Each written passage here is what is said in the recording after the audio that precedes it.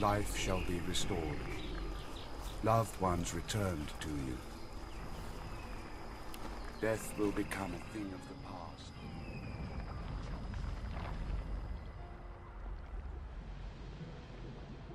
The wrongs of the seven shall be restored.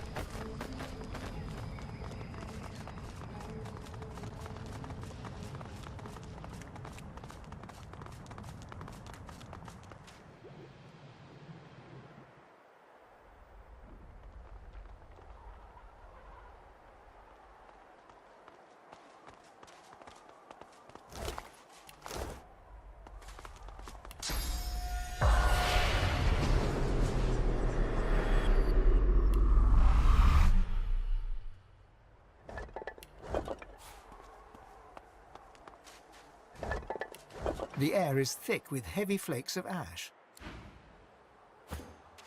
The air is thick with heavy flakes of ash. The altar before you seems to radiate heat as you approach. There is a blinding flash, and you are surrounded by flame. It licks your skin, but does not burn. It dances in your hair, but does not singe. You feel a curious peace. Looking up, you see Zorl-Stissa staring down at you from a throne of embers. Above her is the emblem of a sun.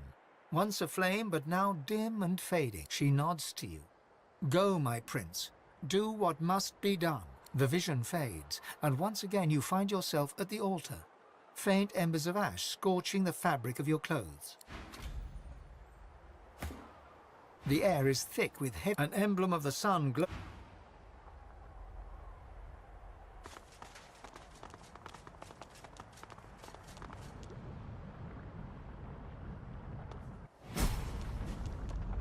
This is not quite the safest place I've ever been.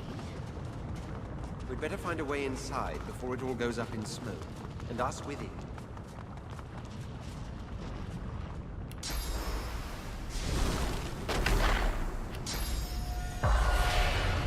The spirit before you drips sauce from his raggedly slit throat. Realizing that you can see him, he throws a wry smile in your direction. Ah, Godwoken. You know how you relive bad exams in your nightmares? Good news, you get to relive them in death, too. He rolls his neck, sauce gurgling and spouting from the deep gash. He laughs, and his laugh is a bitter one. As I was facing the trials, I was killed by another Godwoken hopeful. He's long gone now, but I'm still here. I just can't stop thinking about it. That one answer, the one I couldn't get in time. Anon Fallon Reveal. Anon Fallon Reveal. What in the void comes next? His face lights up, gratitude shining forth from it. That's it!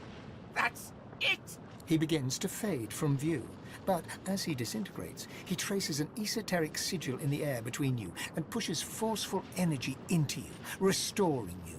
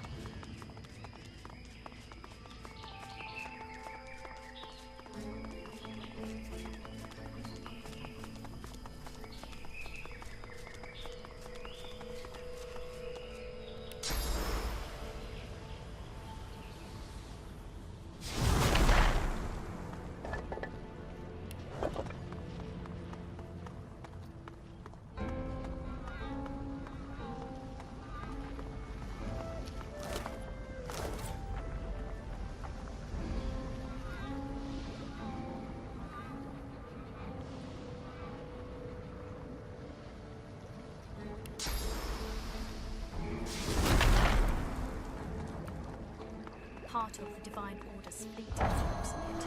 Hellfire must have been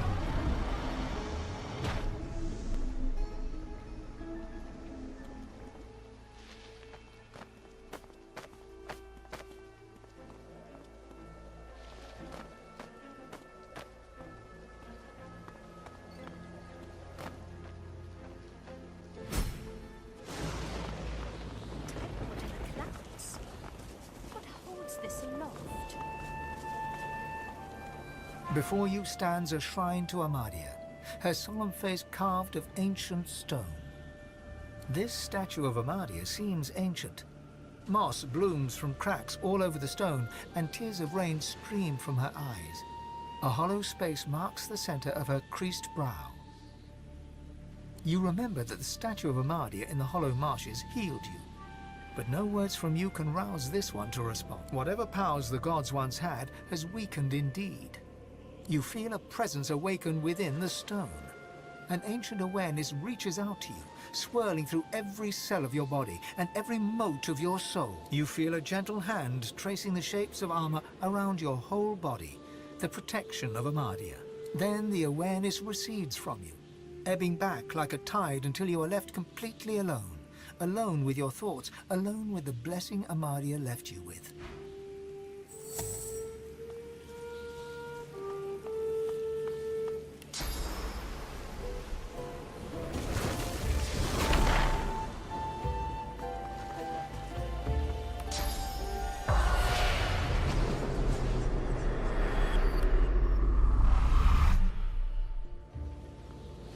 Now, to find out what effect that had. The spirit of a Black Ring initiate stands before you. He seems to be smoldering. Spectral ash and smoke drift away from him. He sighs at his incinerated mortal remains. Perhaps my sacrifice will be enough. Perhaps the God King will restore me to fight again. You are no comrade of mine, outsider. You can go see for yourself and die in the attempt. If the spirit still had a complexion, he would no doubt turn pale at this point. God-woken? No, wait, please! I'll tell you what I know. The Sentinels. They're no danger when they're moving. But as soon as they stop, that means they're about to attack. That's all I know, I swear! That's how they got me. I didn't realize I was in danger until it was too late.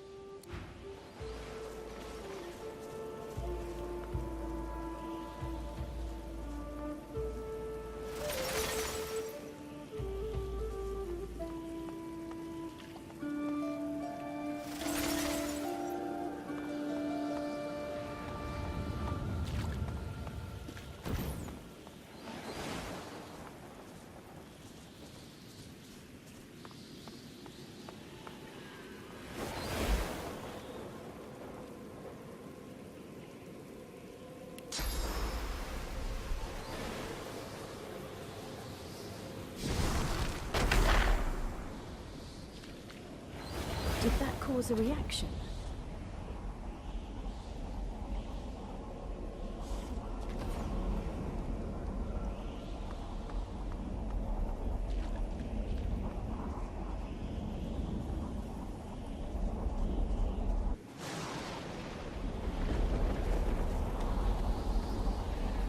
Amadia truly is the mother of all magic.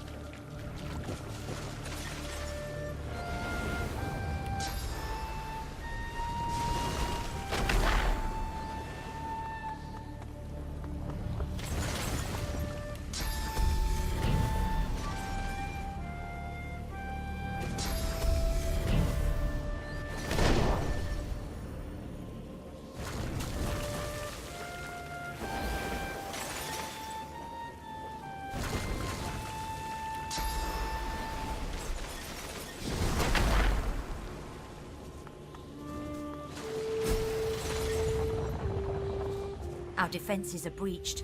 Must I kill you now? It would pain me. I am relieved. I greet you. I was, Amadia's chosen champion. She gasps and bows her head in deference. Forgive me, please. I hold this boon. It is Amadia's. It should be yours. A pair of gloves, beaten and worn, but clearly of the highest value, especially to a wizard. I came to the council to learn to be divine. I failed. I'm not made to be pursued by evil. And that's what it means to be God-woken. Afterwards, I roamed the island, as did all we fallen knights. But my worst fears came true when the Black Ring came. I fled here. I made sure the temple was defended and went to the altar. I prayed to Amadia for help, but she did not answer. I'm not ashamed to say that I hid. There is untold evil in the world, and it has reached the island. It seeks the God-woken who would be divine. I cannot bear it. Go? There is no go. I belong here. I was God-woken, but for all the evil in the world, I would not be divine. I did not search the world for the others of our kind. My place is here. Yours is inside the mountain. Amadia's altar is at the highest point. Climb to the sky and you may find it. But be warned, Amadia rarely answers now. And when she does, she sounds unwell. May she speak to you with love. She bows her head in deference and allows you to leave.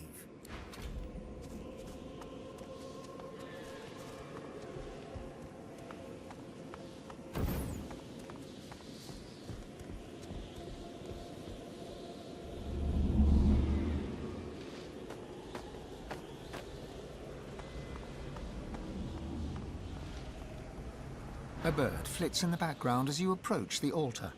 Laying your hand on the weather-beaten stone, you feel a gentle heat. A sense of warmth and peace fills you. As you whisper your words, you feel the world around you melt away.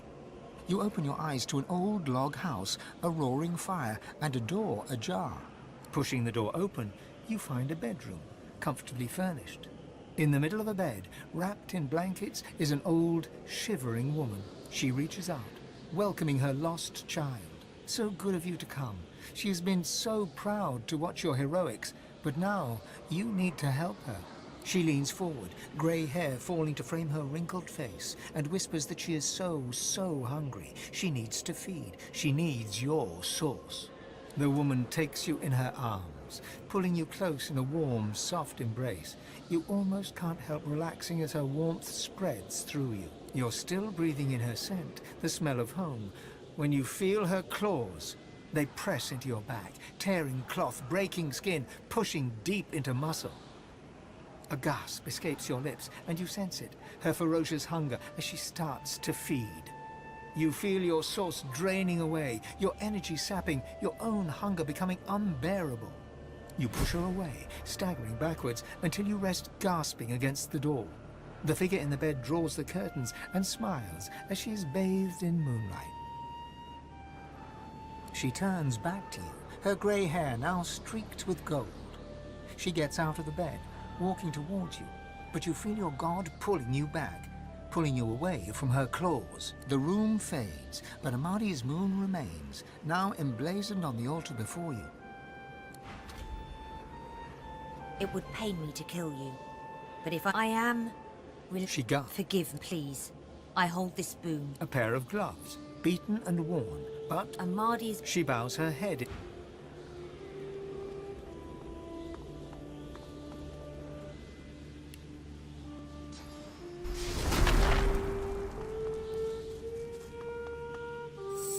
Before you stands a shrine to this statue of Amadia seems, with the grating sound of stone upon stone, the statue of Amadia moves to one side, revealing a secret room.